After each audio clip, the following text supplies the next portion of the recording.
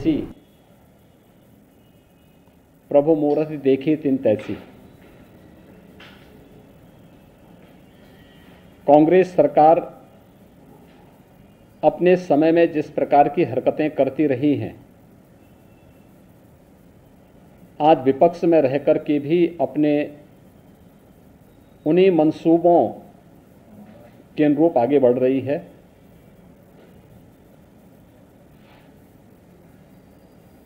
Corona कालखंड के दौरान देश के अंदर जिस प्रकार का दूषित वातावरण पैदा करने का प्रयास विपक्ष ने किया और एक नकारात्मक राजनीति की,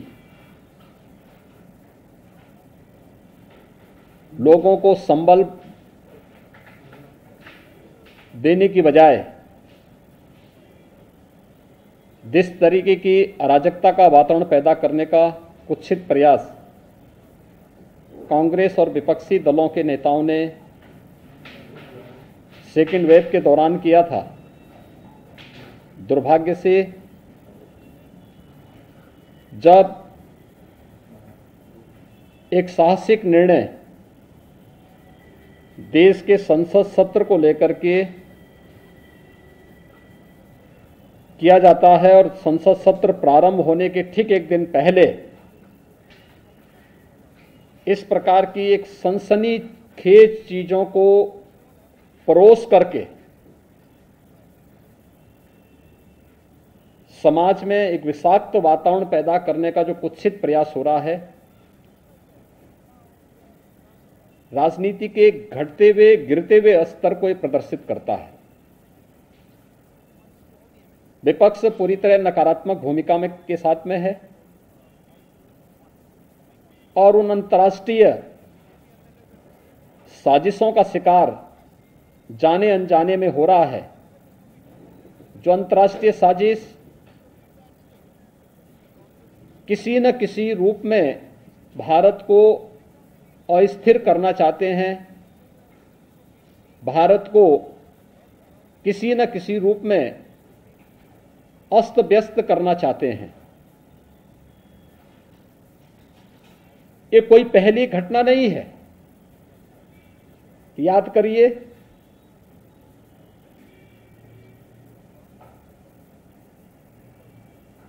जो अभी कुछ वर्ष पहले 2020 में प्रारंभ में अमेरिका के राष्ट्रपति की भारत विजिट के दौरान उनके दिल्ली पहुंचने के साथ ही दिल्ली के अंदर हुआ भीषण दंगा क्या एक साजिश का हिस्सा नहीं था? तमाम विपक्षी दलों के लोगों की संलिप्तता उस दंगे के साथ जोड़ करके नहीं देखी गई थी।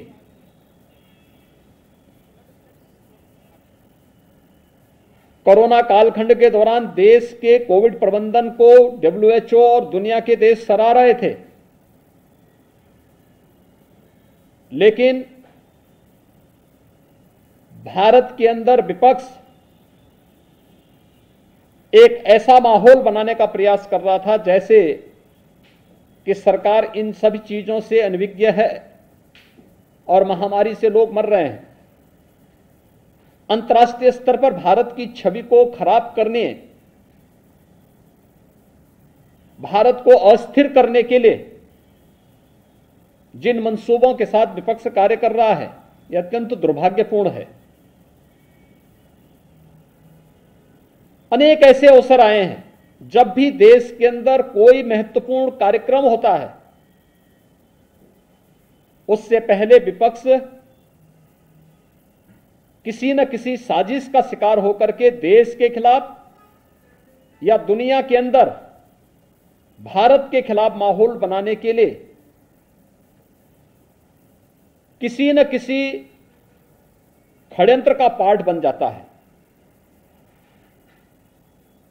संसद का यह सत्र अत्यंत महत्वपूर्ण सत्र था और मुझे तो आश्चर्य होता है, यह परिपाटी रही है संसद सत्र में, क्योंकि लगभग 19-20 वर्षों तक संसद के अंदर कार्य करने के लिए का मुझे अवसर प्राप्त हुआ था। भारत के लोकतंत्र की सबसे महत्वपूर्ण प्रहरी और सबसे महत्वपूर्ण स्तंभ देश का संसद है। एक आम नागरिक की आवाज को उस मंच के माध्यम से हम देश के सामने रखते हैं और संसद की परिपाटी रही है कि मंत्रिमंडल के गठन पुनर्गठन के साथ माननीय प्रधानमंत्री के द्वारा नए मंत्रियों का परिचय संसद से कराया जाता है, संसद सदस्यों से कराया जाता है। आपने देखा होगा मंत्रिमंडल के परिचय के कार्यक्रम में ग्रामीण पृष्ठभूमि से जुड़े हुए अनुसूचित जाति, जनजाति, पिछड़ी जाति और उन तबकों से जुड़े हुए मंत्री काफी बड़े पैमाने पर बने हैं,